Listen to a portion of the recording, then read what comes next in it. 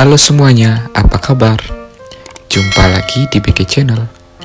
Pada kesempatan hari ini, kita akan mempelajari materi tema 4, sub 1, pembelajaran 1. Pada pembelajaran 1, mata pelajaran yang dibahas adalah IPA, IPS, dan Bahasa Indonesia.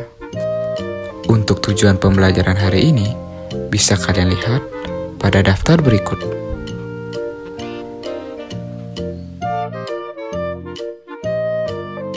Seperti biasa, sebelum kita memulai pembelajaran hari ini, mari kita berdoa terlebih dahulu agar pembelajaran hari ini berjalan dengan lancar dan lebih bermakna.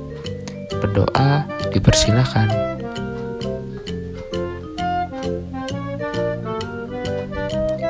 Berdoa selesai.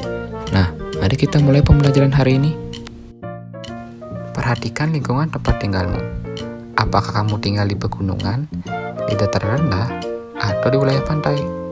Bagaimana jenis tumbuhan yang terdapat di sana? Pekerjaan apa yang ada di sana? Nah, untuk memahaminya, mari kita pelajari pembelajaran hari ini. Mari bersama-sama kita baca teks yang berjudul Tempat Hidup Tanaman Teh. Teh merupakan minuman yang banyak dikonsumsi oleh masyarakat di berbagai belahan dunia. Di Indonesia, tanaman teh tumbuh subur di wilayah pegunungan yang berudara sejuk. Teh merupakan salah satu tanaman yang tumbuh di daerah dengan ketinggian antara 200 sampai dengan 2000 meter di atas permukaan laut. Tanaman teh dapat tumbuh dengan baik di daerah dengan suhu antara 14 derajat sampai 25 derajat yang cukup mendapat curah hujan karena tanaman teh tidak tahan terhadap kekeringan.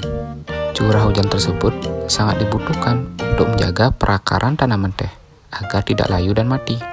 Di Indonesia, perkebunan teh tersebar di beberapa wilayah pegunungan di Pulau Jawa dan Sumatera. Kedua pulau tersebut sangat mendukung pertumbuhan teh karena tanahnya sangat subur. Beberapa daerah perkebunan teh di Pulau Jawa antara lain Ciwidey dan Bogor di Jawa Barat, Brebes dan Wonosobo di Jawa Tengah, dan Malang di Jawa Timur. Adapun perkebunan teh di Pulau Sumatera antara lain Simalungun di Sumatera Utara dan Kerinci di Jambi. Tanaman teh juga berfungsi untuk mencegah terjadinya erosi. Seperti yang sudah Bapak bahas, erosi adalah pengikisan tanah oleh air hujan. Tanaman teh yang ditanam berjajar rapi dengan jarak 1 meter dapat menahan derasnya aliran air sehingga tanah tidak terkikis dan terbawa oleh air. Jadi selain berfungsi sebagai bahan minuman, teh juga berfungsi untuk menjaga lingkungan. Untuk menguji pemahaman kalian tentang tanaman teh, silakan jawab 5 soal berikut berdasarkan teks tadi. Selamat mengerjakan.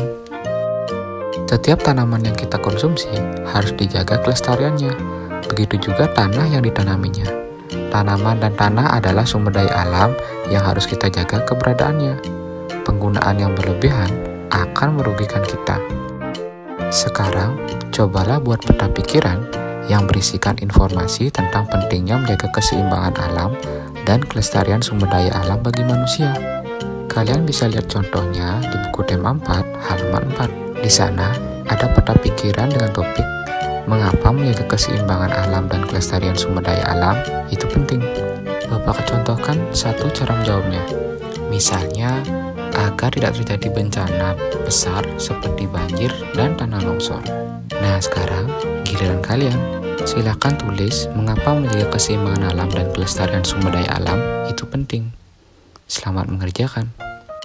Untuk mengolah teh menjadi minuman, banyak jenis pekerjaan yang terlibat di dalamnya. Ada penanam teh, ada pemetik teh, ada penggiling daun teh, dan ada pengemas teh. Apa yang kamu ketahui tentang jenis pekerjaan di sekitarmu? Bandingkan temuanmu dengan informasi yang dimiliki temanmu. Tulislah hasilnya dalam diagram Venn. Dalam diagram Venn, ada data yang sama dan ada data yang berbeda. Diagram Venn-mu harus memuat 2 jenis pekerjaan. Daerah mereka bekerja, apa yang dikerjakan, hasil yang diperoleh, dampak dari pekerjaan mereka bagi masyarakat dan pekerja. Untuk lebih jelasnya, Bapak akan contohkan cara membuatnya. Pertama, silakan pilih 2 jenis pekerjaan. Letakkan di masing-masing lingkaran diagram. Lingkaran kiri dan kanan merupakan lingkaran tempat menaruh informasi yang berbeda dari kedua pekerjaan tersebut. Nah, lingkaran di dalam adalah tempat untuk menulis persamaan dari kedua pekerjaan tersebut. Contohnya seperti ini. Misalnya Bapak akan memilih jenis pekerjaan yaitu nelayan dan petani garam. Pertama kita tulis daerah mereka bekerja. Untuk nelayan, mereka bekerja di daerah pantai dan laut.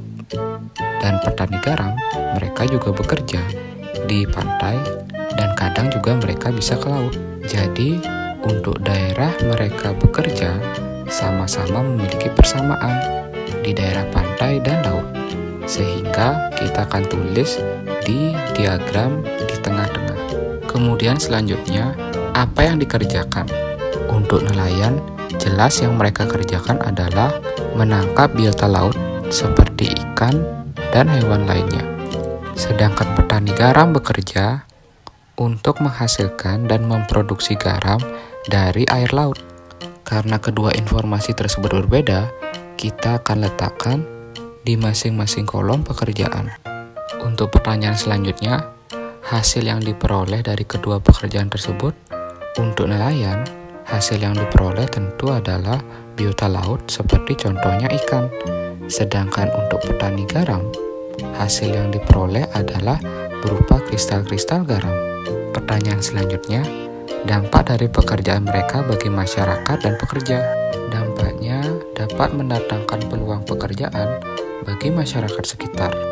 Kemudian, pekerja bisa menafkahi keluarganya. Lalu, masyarakat yang mengkonsumsi hasil pekerjaan mereka bisa merasakan manfaat dari sumber daya alam yang berada di laut. Karena informasi ini sama, maka kita akan tulis di diagram di tengah. Nah, kira-kira seperti itu cara membandingkan dua pekerjaan dengan diagram Venn. Sekarang, giliran kalian. Selamat mengerjakan. Tanaman memberikan manfaat bagi manusia. Apabila tidak berhati-hati dalam memanfaatkannya, tumbuhan akan punah. Manusia akan mengalami kesulitan. Oleh sebab itu, kita wajib menjaga keberadaan tanaman dengan menanam kembali serta menjaga lingkungannya. Sekarang, coba baca teks di halaman 6 pada buku tema 4 milikmu. Selamat membaca. Bagaimana? Apakah kalian semua sudah selesai membaca? Setelah itu, silakan jawab pertanyaan-pertanyaan yang berhubungan dengan teks tersebut. Bapak contohkan untuk nomor 1, siapa yang tinggal di dalam hutan bakau? Sesuai dengan teks, yang tinggal di dalam hutan bakau adalah Gupi dan ayahnya. Nah, selanjutnya, silakan kalian jawab pertanyaan sisanya. Selamat mengerjakan. Selain bermanfaat untuk manusia, tumbuhan juga bermanfaat bagi kehidupan binatang. Salah satunya adalah tanaman bakau, atau biasa disebut tanaman mangrove. Perhatikan fakta tentang manfaat bakau atau mangrove berikut. Pertama, hutan bakau dapat melindungi pantai dari erosi dan abrasi. Jika erosi adalah pengikisan tanah oleh air hujan, sedangkan abrasi adalah pengikisan daratan oleh gelombang ombak atau air dari laut. Adanya bakau di pesisir pantai bermanfaat untuk menjaga agar garis pantai tetap stabil dan tidak terkikis oleh terpaan ombak. Rumpun-rumpun bakau mampu menyerap energi gelombang yang datang, sehingga hanya riak gelombang yang sampai di sisi pantai. Kedua, bakau dapat menahan rembesan air laut ke darat. Ketiga, sebagai perangkap zat-zat pencemar dan limbah industri.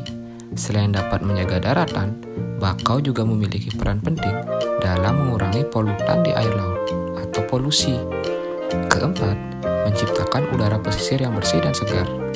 Seperti halnya tanaman dan jenis pohon lainnya, daun bakau dapat menyerap gas karbon dioksida dan melepaskan oksigen ke lingkungan.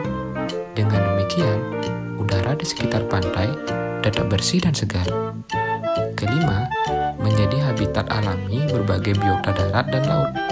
Kelestarian hewan laut dan darat seperti udang, kepiting, berbagai jenis ikan, burung, monyet, serta biawak terjaga dengan adanya hutan bakau di pesisir pantai. keenam, mengurangi dampak bencana akibat gelombang laut seperti badai dan gelombang pasang. Bahkan, jika ada tanaman bakau dengan jumlah yang banyak, bisa mengurangi dampak kerusakan dari bencana tsunami.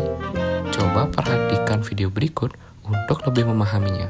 Nah, video berikut merupakan simulasi atau contoh bagaimana cara tanaman bakau bekerja menghalangi gelombang laut atau ombak atau bahkan tsunami. Kalau kita lihat di sebelah kiri, kita ibaratkan atau contohkan sebagai datangnya air laut untuk menuju daratan. Nah, hutan bakau yang lebat menghalangi air tersebut untuk menembus sisi kanan yang merupakan daerah daratan.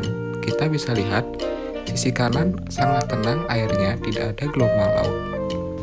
Jadi karena alasan itulah kenapa tanaman bakau atau mangrove itu sangat penting. Selanjutnya, jawablah pertanyaan-pertanyaan berikutnya yang berhubungan dengan teks tanaman bakau tadi. Selamat mengerjakan. Di sekitarmu terdapat sumber daya alam yang harus kamu jaga. Sebutkan 2 sumber daya alam yang ada di lingkunganmu dan tulislah paling sedikit 3 kegiatan untuk menjaganya. Bapak contohkan sebagai berikut. Misalnya sumber daya alam yang dipilih adalah sumber daya alam tumbuhan. Nah, contoh 3 kegiatan untuk menjaga sumber daya alam tumbuhan adalah: yang pertama, tidak menebang pohon atau tumbuhan itu secara sembarangan. Yang kedua, melakukan reboisasi atau penanaman kembali hutan yang gundul. Selanjutnya, melakukan kegiatan tebang pilih. Artinya, cuma menebang pohon atau tanaman yang benar-benar sudah matang dan siap untuk ditebang. Atau kalian bisa menggunakan contoh sumber daya alam yang tidak dapat diperbaharui, contohnya minyak bumi. Nah, contoh kegiatan untuk menjaga kelestarian minyak bumi adalah menghemat pemakaiannya, lalu menggunakan bahan bakar alami atau alternatif agar minyak bumi tersebut tidak cepat habis. Kemudian yang ketiga, bisa membuat poster himbauan agar semua orang ikut menghemat penggunaan minyak bumi. Nah, sekarang giliranmu. Silahkan kamu pilih sumber daya alam, kemudian tuliskan 3 kegiatan untuk menjaga kelestariannya. Selamat mengerjakan. Demikian untuk pembelajaran hari ini. Bapak harap apa yang sudah dijelaskan hari ini bisa kalian terima dengan baik, kalian mengerti, dan kalian resapi. Jangan lupa jaga selalu kesehatan di rumah, rajinlah belajar. Kita akan bertemu pada video pembelajaran berikutnya. Akhir kata Bapak ucapkan, sampai jumpa.